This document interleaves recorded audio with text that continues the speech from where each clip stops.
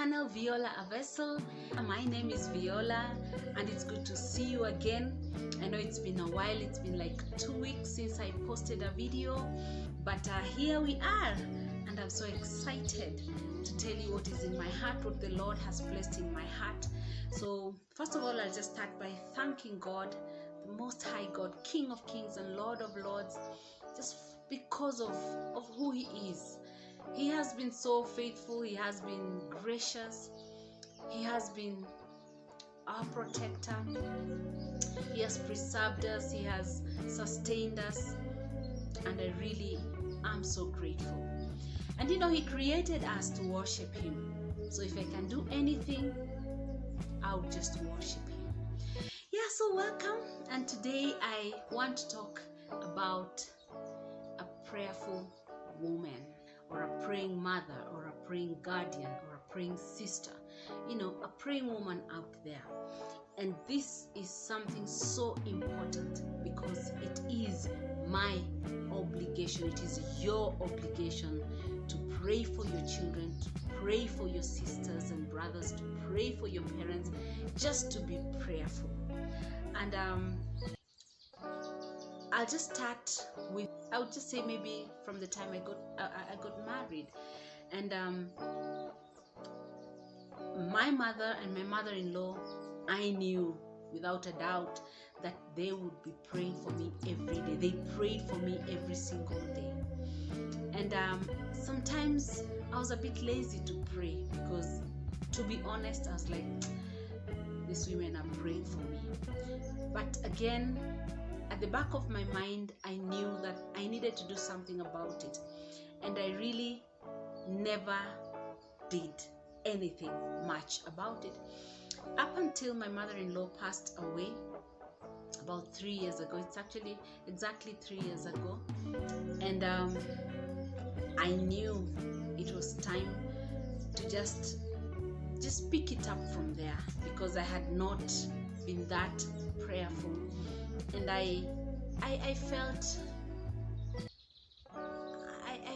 alone. You know, there's something about backup. There's something about someone praying over you. But now I wiped my tears and I was like, you know what, I'm gonna do this thing. So it's been a journey of about 3 years of growth into prayerfulness. And I remember when God was blessing us with children, when they were little babies, you know, like 1 day old, 2 days, weeks old. I would place my hands over their little bodies and pray over them. I would pray about their marriages, I would pray about their relationships, about their studies, about their lives, you know, way into the future.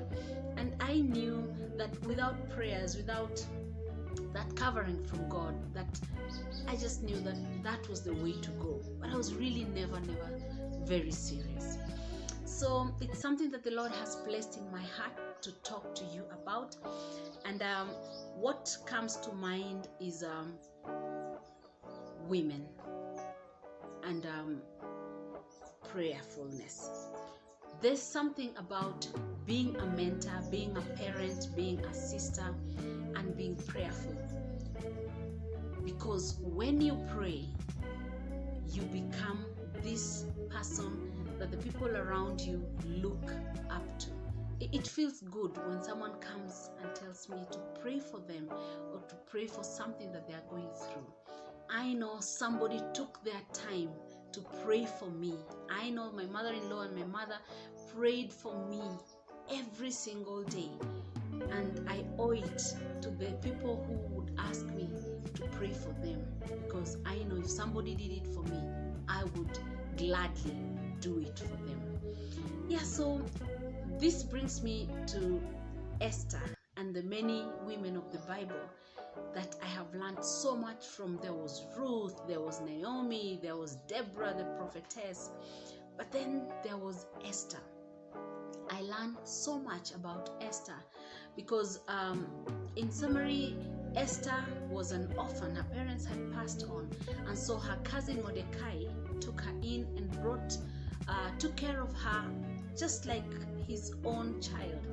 And she grew from this child to this lady and into becoming a queen. Because at one point, Mordecai, now the one who brought her up, like who was, the father figure in her life, had this, I would call it like he was not going to bend down to something that he did not like. And he worked at the palace of King Xerxes. So there was this boss of them subjects. His name was Hanan, and the king had elevated him, and the king had commanded that wherever he walked, everyone would bow before him. Mordecai was not taking none of that. So he was not bowing down before him, and actually Mordecai did not even respect Hanan. And Hanan was so disturbed. He was angry at Mordecai. And since he didn't want to get back at Mordecai alone, he decided that he was going to get back not only to Mordecai, because Mordecai was a Jew, but to all the Jews in the land. And so he was going to kill all of them. And I look at Hanan, who was so angry because someone was not bowing down before him. And then I look at Esther, and I see that this is a queen, but she was so prayerful, because when she learned that Hanan was going to kill her people, she went down to prayer. She prayed for 3 days, no water, nothing to eat. And she also told her people to do the same. So they fasted, and there was breakthrough because of that. And the Jews were not killed. In her royal state, she never stopped praying. In her royal state, she connected to her people. That is something I always desire, that even as the Lord raises me or takes me from one level to another, that I'll not forget to pray. And you see, Esther was quite humble. As much as she was the queen, of course there were statutes, there were things that she had to follow through. She could not just appear before her king like that. she knew that she had to pray about it before approaching her king. I'm just thinking, if it were not for the power in prayer, she would have gone, and maybe she would have been killed. She would have used her carnal knowledge, but that's not what she did. She went prayerfully. She went and fasted and prayed, then went before the king. You can read that text. It's really, really interesting. And the Lord came through for her in her. How many of us can attest to the fact that our mother's prayer kept us? Deep down, you know that if it were not for Mama's prayer, you would not be where you are. And that's a great thing. But on the other hand, you need to take up that responsibility, that mantle, and be that praying woman. Just be that prayerful. Just like your mother was, just like your big sister or small sister was, just like your brother or uncle has been. In all this, I have learned that Esther is someone that I should emulate in my day-to-day life.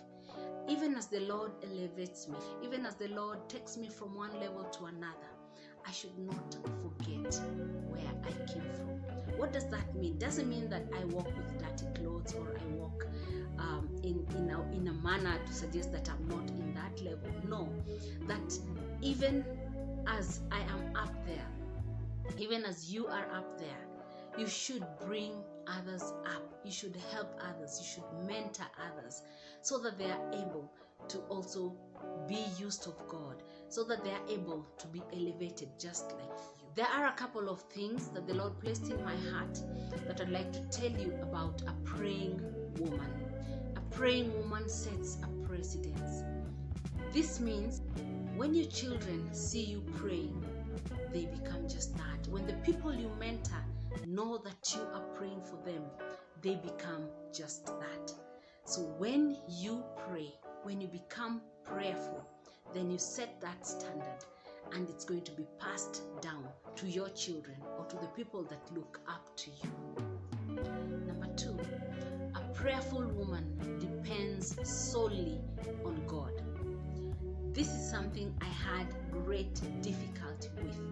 I remember I used to plan my stuff so well. I would be organized, I would prepare stuff way before time, and I thank God because He messed that up for me. He brought everything down. He brought my little organization down. He brought my little plans down. And now He rebuilt them so that even as I organized myself, even as I planned, actually He was at the center of every of this. It was really difficult. But I used to depend on me and then ask God, you can come anytime you want. But I never put Him first. So I thank God because now when I plan, now when I organize myself, now when I have a vision, I put God at the center of it. A prayerful woman becomes a mentor to the people around her. She earns her respect, and she's not proud because God gives her wisdom. Number 4, a prayerful woman knows where to run because it's never easy. Well, she'll go through battles, she'll go through attacks, but she knows where to run to. You know where to lean on, you know where to seek your comfort from, and that is in God. A prayerful woman has a tamed tongue. Let's be honest with each other. When a woman is scorned, you know the rest. But there's something about a prayerful woman who has the tongue that is tamed, who has a tongue that does not run. And this is what the Lord does, because she does not do this by her own strength. It's by the strength given to her by God. And you're like, you just hold yourself and you know to walk away. You know what not to say. That is a prayerful woman. Number 5, a prayerful woman has a teachable spirit. It's okay to be knowledgeable. It's okay to know stuff, around you. But there's something about a teachable spirit that goes hand in hand with humility. It's a beauty that comes when there is prayer in your life. Number 6, a prayerful woman sees her life from God's perspective. This is very difficult for me. It has been very difficult to see myself from God's perspective because of my self-esteem, because of looking at myself as not being very beautiful or not being smart, or not being what the world wants me to be. So one day at a time, and I know the Lord holds the hands of those He calls His own. So it has been a journey for me, and I am so grateful because I am walking one day at a time in God and looking at myself and even telling me that I'm beautiful, looking at myself and telling me that I'm capable, because for a long time I always thought that I was never capable, I was never good enough. But by God's grace, one day at a time, and prayer works stuff out for each and every one of us. Number 7, a prayerful woman knows who she believes in and stands by Him. Oh, I love this one. The best choice is to stand by God. The word of the Lord says that when we declare that Jesus Christ is the Son of God, then He lives in us and us in Him. So wherever you walk, wherever you are, and you have God in you, there's nothing that can stop you, because there's that light that just comes out of you. There's that godliness that comes out of you. And you know, darkness and light do not meet. So you're either on God's side or not. Number 8, a prayerful woman sees very far. They are not short-sighted. They have plans for the future. They have things that they see. And this is something that you need to understand. Many of us have these visions. Many of us have these plans. But in this case, these are plans that are heavenly. These are plans that have been planted by God himself in her life. As I said earlier, it used to be very difficult for me to put God in my plans, because I was this organized person. That was a long time ago, before God came and messed me up and made me organized in him. So this is what I mean, that every plan, every vision, everything that you have is from God, and it goes way into the future. It goes way into the family, way into the workplace. You know, it's something that's not myopic. It is really far-sighted, and that is what a prayerful woman holds. She sees very far. And number 9, a prayerful woman leaves a legacy. That is something I desire. It is so scary because I'm already in my 40s, and I don't think if I passed on today, I would be remembered for anything big. But it is my desire that if I don't leave a mansion back, if I don't leave cars behind, that I'll leave the statutes and the belief in my children, the belief about God, that whatever I taught them will take them even down generations, because I was prayerful, because I taught them how to pray, because through prayer they were also able to have their lives around prayerfulness. And just like Queen Esther, who was way up there and still connected to God, who was way up there and still humbled herself. That's the desire of my heart. May that be the desire of our hearts, that wherever God takes us, we will speak and do and walk like God would want us to. And it all starts with being prayerful. So that was it for this video. Please subscribe and like it, and I hope to see you next time. God bless you so much. Bye.